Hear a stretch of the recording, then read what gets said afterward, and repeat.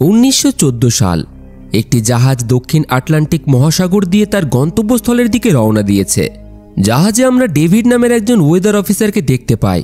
তারা যাচ্ছে এমন একটি আইল্যান্ডে যেটা আটলান্টিক মহাসাগরের একেবারে গভীর সমুদ্রে অবস্থিত। সরকার ডেভিডকে সেই আইল্যান্ডের আবহাওয়ার পর্যবেক্ষণের জন্য সেখানে পাঠিয়েছে। প্রায় 1 বছর সে সেখানে থেকে ওই আইল্যান্ডের অদ্ভুতভাবে পরিবর্তন হওয়া আবহাওয়ার তথ্য জোগাড় করে পুনরায় দেশে ফিরে যাবে। ক্যাপ্টেন অ্যাঙ্কেল তার জাহাজে করে ডেভিডকে নিয়ে এবং প্রয়োজনীয় 1 বছরের খাবার ও নানান জিনিস নিয়ে ওই আইল্যান্ডের দিকেই এগিয়ে চলেছে। প্রায় অনেক দিনের যাত্রার পর অবশেষে তারা আইল্যান্ডের কাছাকাছি পৌঁছে যায়। প্রয়োজনীয় জিনিস সাথে নিয়ে তারা নৌকায় করে ওই আইল্যান্ডে পৌঁছায়। আইল্যান্ডে একটি লাইট হাউস এবং তার থাকার জন্য ঘর ছিল, কারণ আগে থেকেই একজন ওয়েদার অফিসার এখানে থাকত। তবে তার সময় শেষ হয়ে এসেছে। ডেভিড আজ থেকে আইল্যান্ডের নতুন ওয়েদার অফিসারের কাজে নিযুক্ত হওয়ার পরেই পুরনো অফিসার রবার্ট ক্যাপ্টেন অ্যাঙ্কেলের জাহাজেই দেশে ফিরে যাবে। কিন্তু আইল্যান্ডের সেই ঘরে তারা কাউকে দেখতে পায় না। অবাক করার বিষয়, চারিদিকে আসবাবপত্র ছড়িয়ে ছিটিয়ে রয়েছে। হয়তো দূরের ওই লাইট হাউসে কেউ থাকতে পারে। ক্যাপ্টেন ডেভিডকে নিয়ে লাইট হাউসের দিকে এগিয়ে যায় এবং সেখানেও এক অদ্ভুত জিনিস তারা লক্ষ্য করে। পুরো লাইট হাউসটি কাঠের তীক্ষ্ণ জিনিস দিয়ে ঘেরা ছিল, যাতে ভিতরে কেউ ঢুকতে না পারে। তবে কেন? এটা সবথেকে বড় রহস্য। তারা বেশ কয়েকবার ডাকাডাকির পর যখন কেউই সাড়া দেয় না, তখন গেটটিকে জোরে ধাক্কা দিয়েই ভিতরে ঢোকে। লাইট হাউসের একেবারে উপরে তারা গ্রুনার নামে একজন ব্যক্তিকে শুয়ে থাকতে দেখে। গ্রুনারকে তারা পুরনো ওয়েদার অফিসার সম্পর্কে জিজ্ঞাসা করতেই সে খুবই খারাপভাবে উত্তর দেয়। আগের অফিসার নাকি মারা গেছে, খুবই গুরুতর রোগ হয়েছিল তার। ক্যাপ্টেন তাকে মৃত ওয়েদার অফিসারের ডেড বডি সম্পর্কে জিজ্ঞাসা করতেই সে জানায় তারা হয়তো তাকে মেরে ফেলেছে। গ্রুনারের কথা অদ্ভুত লাগে তাদের। হয়তো তার মানসিক অবস্থা খুব একটা ভালো নেই। তবে যেহেতু পুরনো অফিসারকে তারা খুঁজে পায় না, সেহেতু তাদেরকে ফিরে যেতে হবে। ক্যাপ্টেন ডেভিডকে জানায় যদি সে চায় তাহলে এখনই তাদের সাথে ফিরে যেতে পারে। তবে ডেভিড জানতো যদি সে আইল্যান্ডের সঠিক ওয়েদারের রিপোর্ট সরকারের হাতে তুলে দিতে পারে তাহলে প্রচুর টাকা সে পাবে, আর এমনিতেও টাকার প্রয়োজন তার। এই কারণেই এখানে রয়ে যাওয়ার সিদ্ধান্ত নেয় সে। ক্যাপ্টেন তাকে সুরক্ষার জন্য একটি বন্দুক দিয়ে যায়, হতে পারে এখানে কোনো বিপদ রয়েছে। ক্যাপ্টেন যাওয়ার পর সেই ঘরটিকে থাকার উপযুক্ত করে তোলে সে। ঘরের একটি টেবিলের ড্রয়ারে এর আগের অফিসারের একটি ডায়েরি খুঁজে পায়। 1913 সালে ওই অফিসার এই আইল্যান্ডে এসেছিল। ডায়েরিতে আইল্যান্ড সম্পর্কে অনেক কিছুই লেখা ছিল, তবে স্পষ্টভাবে সে বুঝতে পারে না। কিছু অদ্ভুত অদ্ভুত প্রাণীর ছবিও আঁকা ছিল সেই ডায়েরিতে। তবে সেই অদ্ভুত ক্রিয়েচারের ছবিগুলি কেন সেই অফিসার ডায়েরিতে এঁকেছিল সে সম্পর্কে কিছুই বুঝতে পারে না ডেভিড। হয়তো আইল্যান্ডে একা থাকার কারণে সে সময় কাটানোর জন্য এই ছবিগুলি আঁকত। ডায়েরির একটি পেজে অফিসারের স্ত্রীর ছবি ছিল। তো যাই হোক, ডায়েরিটি দেখতে দেখতে সে ঘুমিয়ে পড়ে। সকাল হতেই ডেভিড তার কাজে লেগে যায়। সমুদ্রের ধারে কিছু পাথর সাজানো দেখে ডেভিড দাঁড়িয়ে পড়ে। পাথরের মাঝে সামুদ্রিক ঝিনুকগুলি অদ্ভুতভাবে সাজানো ছিল। হতে পারে গ্রুনার এসব কিছু করেছে। এটা ভেবে ডেভিড কাজ শুরু করে দেয়, মানে আবহাওয়ার তথ্য জোগাড় করা। সেই সময় লাইট হাউসের দিকে দূরবীন দিয়ে দেখতেই গ্রুনারের সাথে আরও একজনকে লক্ষ্য করে সে। তবে পরক্ষণেই মনে হয় তার মনের ভুল হয়তো। রাত হয়ে যায়, সে কাজে ব্যস্ত ছিল। তখনই গেটের বাইরে ঠক ঠক আওয়াজ হয়। এটা কি গ্রুনার? জানতে বেশ কয়েকবার নাম ধরে ডাকতেও সাড়া পায় না। বাতিটিকে হাতে নিয়ে এগিয়ে যেতেই রহস্যময় কিছু আওয়াজ এবং গেটের নিচ দিয়ে এক অদ্ভুত রকমের প্রাণীর হাত সে দেখতে পায়, যেটা ভিতরে আসার চেষ্টা করছিল। ডেভিড প্রচণ্ড ভয়ে দ্রুত বেসমেন্টে গিয়ে লুকিয়ে পড়ে। কিছুক্ষণের মধ্যেই সেই রহস্যময় প্রাণীটি ঘরের ভিতরে ঢুকে এসেছে এবং তাকে খুঁজতে শুরু করেছে। বেসমেন্টের ছোট্ট ফাঁকা দিয়ে যখনই তার ভয়ানক চোখ ডেভিডের দিকে তাকায়, ডেভিড একটি চাকু দিয়ে আঘাত করে। যন্ত্রণায় প্রাণীটি পালিয়ে যায়, তবে সে আবারও ফিরে আসতে পারে। একটি দড়ি দিয়ে বেসমেন্টের গেটটিকে ভালোভাবে বন্ধ করে রাতটা ওই বেসমেন্টেই জেগে কাটিয়ে দেয়। পরদিন সকালে ঘরের বাইরে বালির উপরে কিছু পায়ের ছাপ লক্ষ্য করে, যেটা দেখেই বোঝা যাচ্ছিল কোনো সাধারণ মানুষের নয়। পায়ের ছাপ সোজাসুজি সমুদ্রের দিকে গিয়ে শেষ হচ্ছিল। ডেভিড এবার পুরোপুরি ব্যাপারটা বুঝতে পারে। গ্রুনার কেন লাইট হাউসটিকে কাঠের ওই তীক্ষ্ণ জিনিস দিয়ে ঘিরে রেখেছে, হয়তো এই অদ্ভুত রকমের প্রাণীটির জন্য। সে এই ঘরে কোনো মতেই সুরক্ষিত নয়। হয়তো আজ রাতে ওই প্রাণীটি আবারও ফিরে আসবে।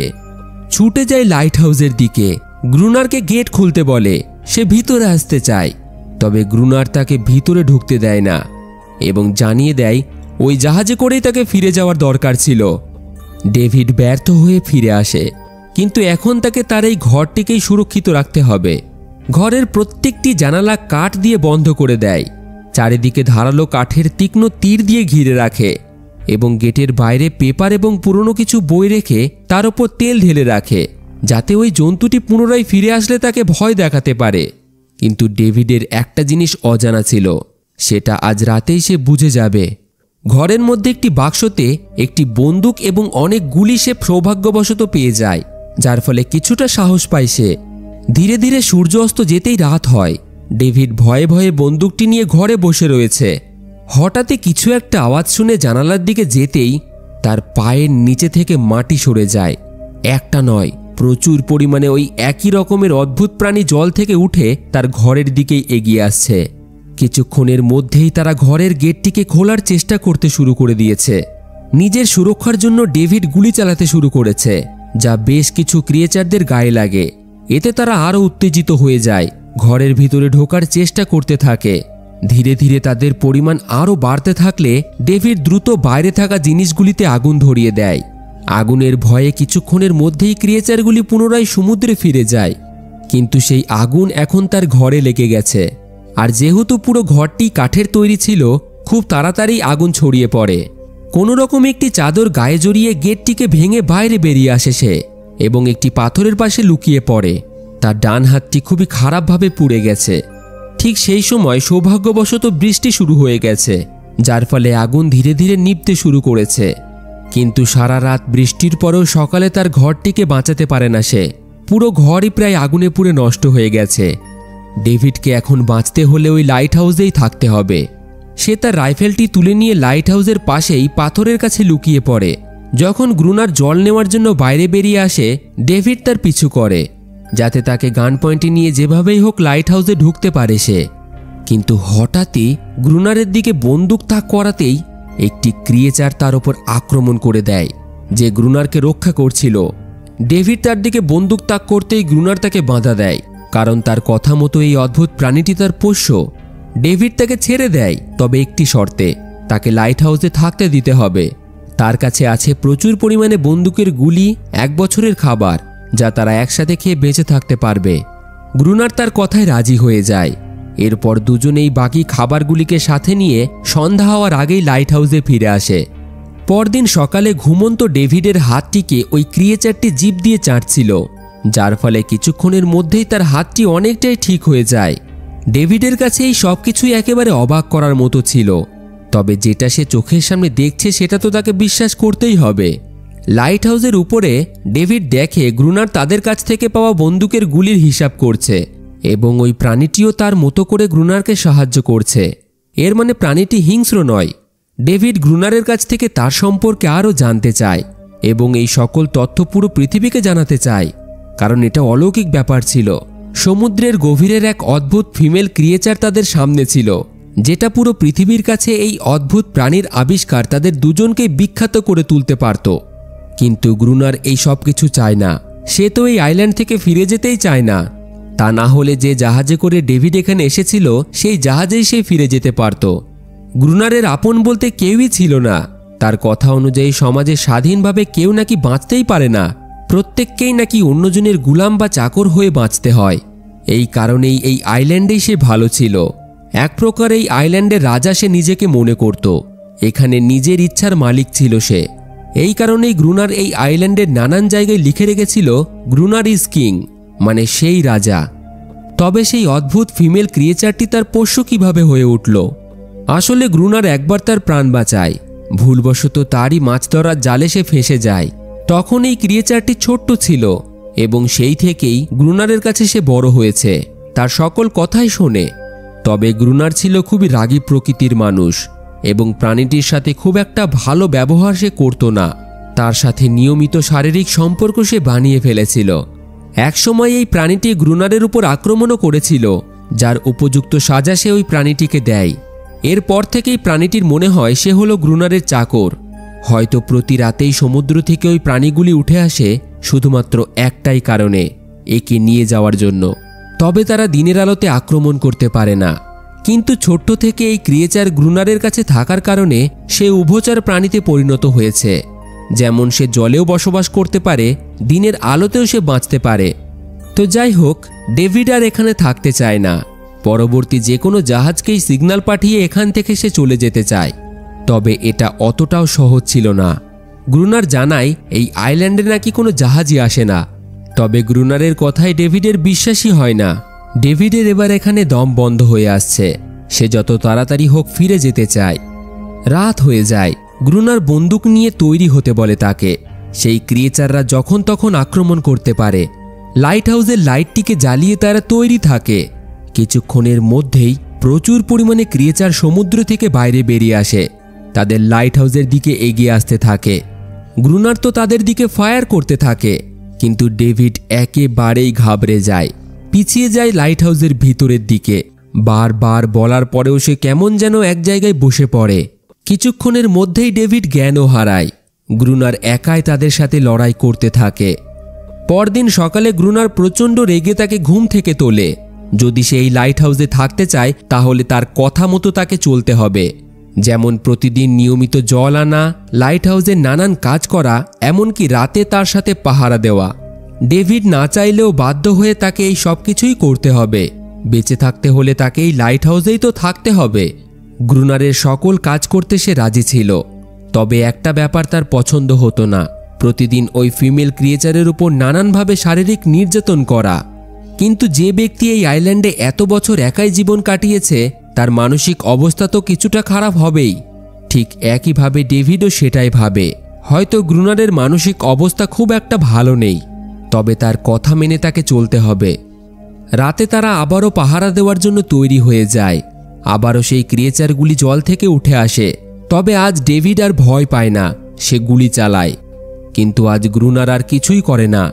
ডেভিডকে বাইরে রেখে গেটটিকে বন্ধ করে ভিতরে চুপচাপ বসে পড়ে, যাতে ডেভিড ওই ক্রিয়েচারদের সাথে লড়াই করতে শিখতে পারে। তা না হলে সে যেন লড়াই করতে করতে মারা যায়। কারণ গ্রুনারের কাছে এমন কিছু জিনিস মূল্যহীন ছিল যেটা তার কাজে লাগতো না। সে চিৎকার করে তাকে সাহায্য করার জন্য, তবে গ্রুনার তাকে সাহায্য করে না। এইভাবে লড়াই করতে করতে রাত শেষে সকাল হয়ে যায়। সকালে ডেভিডকে পুরো রক্তে ভেজা অবস্থায় গেটের বাইরে বসে থাকতে দেখে সে। এবার ওই ক্রিয়েচারদের সাথে লড়াই করা সে শিখে গেছে। তার মনে আর কোনো রকম ভয় নেই। এইভাবেই সময় কাটতে থাকে। প্রতি রাতে ওই ক্রিয়েচারদের সাথে লড়াই করা এবং দিনে গ্রুনারের লাইট হাউসে থাকার জন্য বেশিরভাগ কাজ করা। এই আইল্যান্ডটি তার কাছে এক প্রকার বদ্ধ ঘরের মতো ছিল। সে যত তাড়াতাড়ি হোক এখান থেকে বেরোনোর অপেক্ষায় ছিল।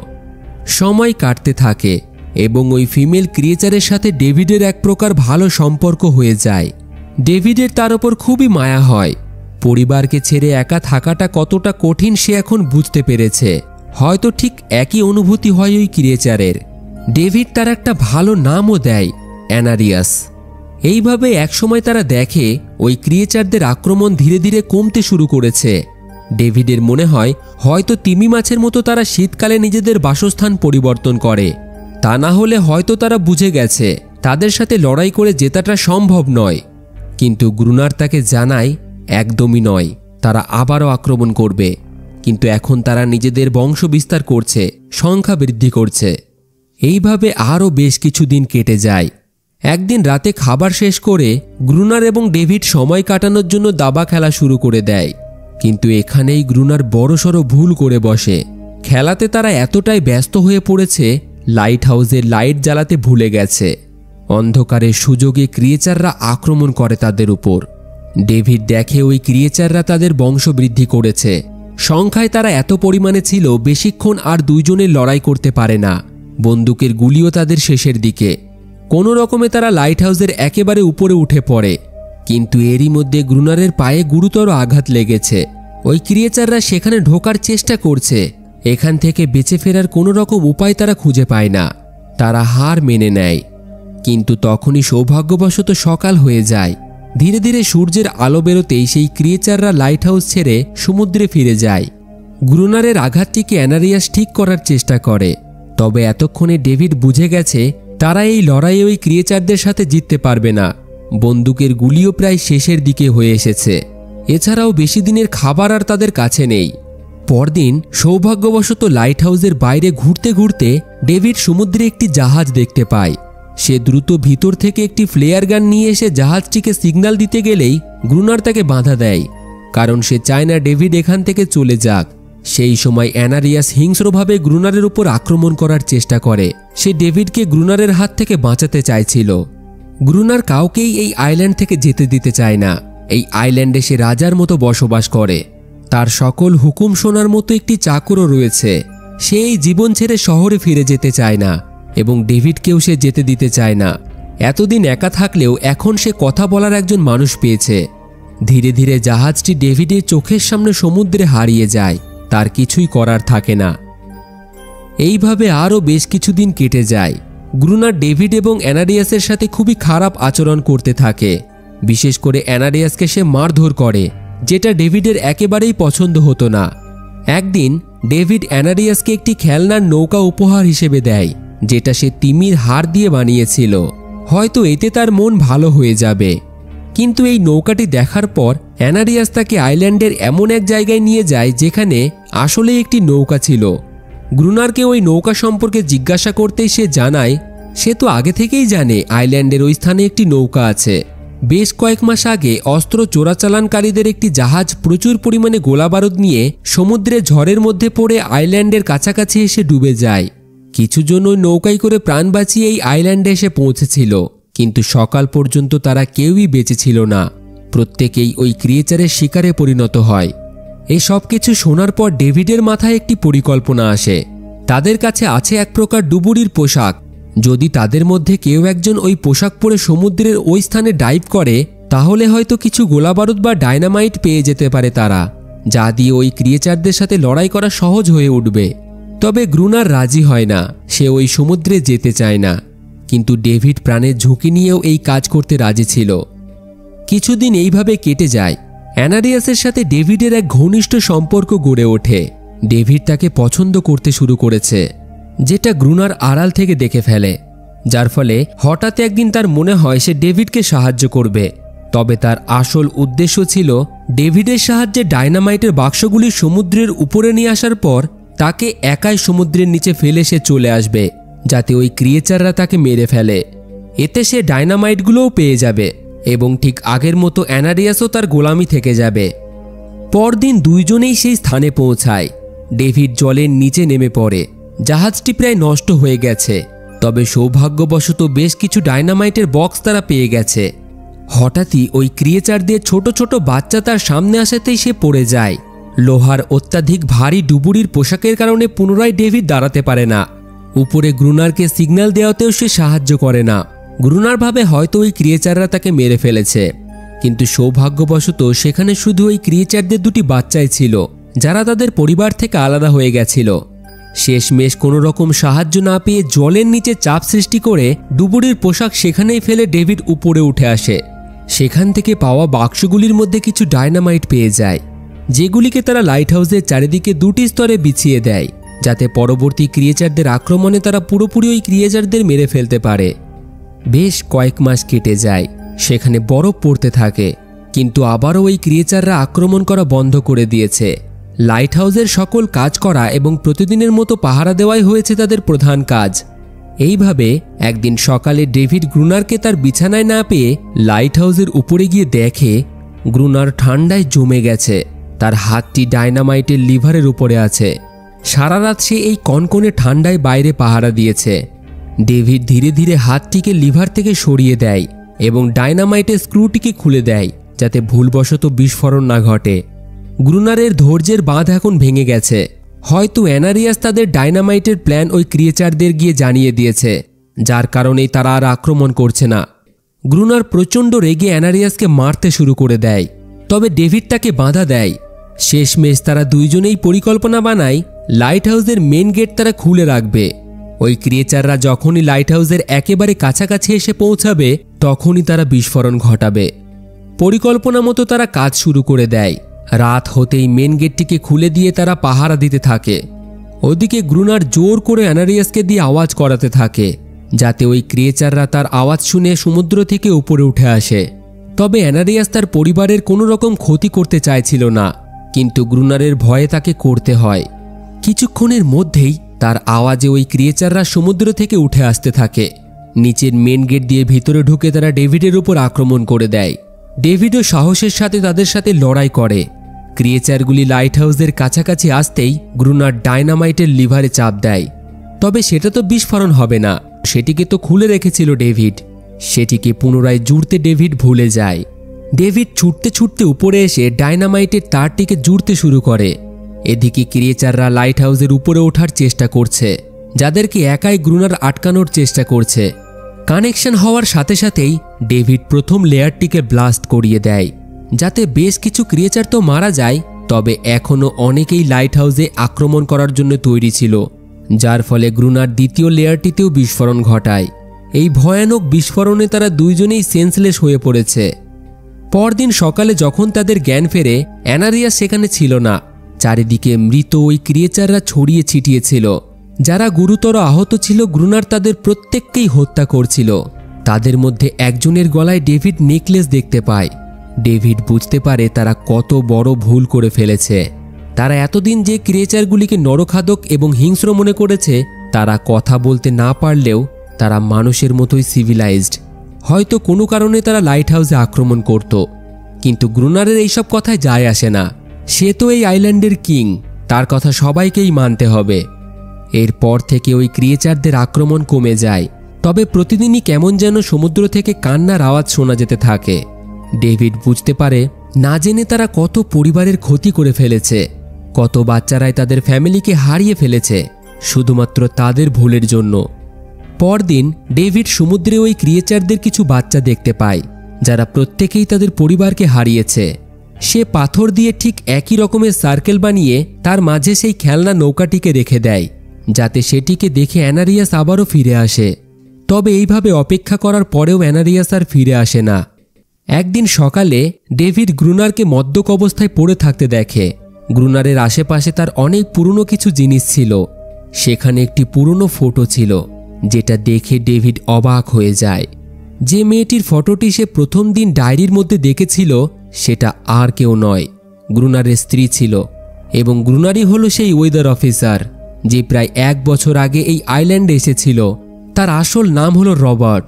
সে তার নাম পরিবর্তন করে নিয়েছে, কারণ সে আর এই আইল্যান্ড থেকে যেতে চায় না।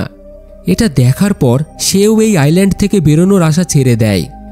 পরদিন ডেভিড যখন সন্ধ্যায় সমুদ্রের ধারের দিকে যায়, তখন ওই সার্কেলের মধ্যে তার রেখে যাওয়া নৌকাটিকে আর দেখতে পায় না। কিন্তু সেখানেই একটি ক্রিয়েচারের বাচ্চা সে দেখতে পায়, যে ওই নৌকাটিকে নিয়ে গেছিল। ডেভিড হাতের মশালটিকে সার্কেলের মধ্যে ফেলে তাকে এটা বোঝানোর চেষ্টা করে যে সে তার কোনো ক্ষতি করতে চায় না তাদের সাথে যুদ্ধ করতে। সে বন্ধুত্বের হাত তাদের দিকে বাড়িয়ে দিতে চায়। কিছুক্ষণ পরেই অ্যানারিয়াস এবং ওই ক্রিয়েচারদের পুরো গ্রুপ সমুদ্র থেকে বেরিয়ে আসে। তারা কেউই ডেভিডের উপর আক্রমণ করে না। এর কারণ হলো তারাও শান্তি চায়। তারা শুধু তাদের বাচ্চাদের সুরক্ষিত একটি জায়গা চাইছিল, যেটা প্রত্যেক প্রাণীরাই করে থাকে। এই আইল্যান্ডে হঠাৎ মানুষের উপস্থিতি তারা একেবারেই পছন্দ করত না। এই কারণেই তারা প্রতি রাতে আক্রমণ করত। তবে এই কথাটি গ্রুনারকে কে বোঝাবে? সে তো নিজেকে এই আইল্যান্ডের রাজা মনে করে। গ্রুনার বন্দুক নিয়ে বাইরে বেরিয়ে আসে। ডেভিড তাকে বোঝানোর চেষ্টা করে এই ক্রিয়েচাররা লড়াই চায় না, তারা শান্তি চায়। তবে গ্রুনার তার কোনো কথা শোনে না। গ্রুনার অ্যানারিয়াসকে ভিতরে যেতে বলে। তবে এই প্রথমবারের মতো সে তার কথা শোনে না, কারণ এখন সে তার আর চাকর নয়। এবার গ্রুনার নিজেকে খুবই দুর্বল ভাবতে শুরু করে, কারণ তার কথা কেউই শুনছিল না। গ্রুনার সেখান থেকে রেগে লাইট হাউসে চলে যায়। ডেভিডের মনে হয় সে হয়তো বুঝে গেছে যে সব প্রাণীরাই স্বাধীন একটা জীবন চায়, কেউই কারোর কাছে পরাধীন থাকতে চায় না। কিন্তু গ্রুনার বোঝার মানুষ ছিল না। লাইট হাউসে পৌঁছে সে ফ্লেয়ার গান চালিয়ে দেয়, যেটা সরাসরি ওই ছোট্ট বাচ্চাটির গায়ে গিয়ে লাগে। দুর্ভাগ্যবশত সে মারা যায়। সকল ক্রিয়েচাররাই সেখান থেকে ভয়ে চলে যায় এবং অ্যানারিয়াসেরও ডেভিডের উপর থেকে ভরসা পুরোপুরি উঠে গেছে। ডেভিড প্রচণ্ড রেগে লাইট হাউসের দিকে ছুটে যায় এবং গ্রুনারের সাথে লড়াই করতে থাকে। কেন সে এরকম করলো? তারা তো শান্তি চাইছিল।